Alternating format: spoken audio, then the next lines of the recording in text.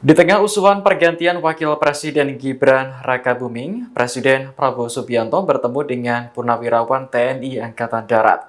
Pertemuan tersebut dalam rangka halal bihalal yang digelar di Balai Kartini, Jakarta pada Selasa 6 Mei.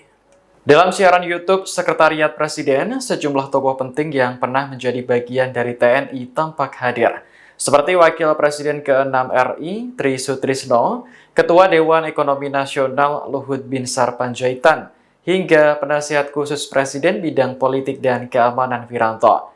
Namun, ada pula tokoh yang bukan dari TNI seperti Gubernur Daerah Istimewa Yogyakarta Sri Sultan Hamengkubuwono X. Sementara Wapres Gibran tidak ikut menghadiri acara halal bihalal tersebut. Mengutip laporan Tribun Flores, Gibran sedang melakukan kunjungan kerja ke Kabupaten Sika, Nusa Tenggara Timur. Adapun dalam acara halal bihalal hari ini, PLT Ketua Umum Persatuan Purnawirawan TNI Angkatan Darat, Komarudin Simanjuntak menyampaikan pidato. Ia mengaku mendapat amanah dari seluruh keluarga besar TNI Polri bahwa mereka mendukung penuh Prabowo dan program-program pemerintah.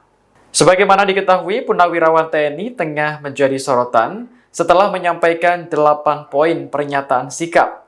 Salah satunya mengusulkan kepada MPR untuk mengganti Wapres Gibran.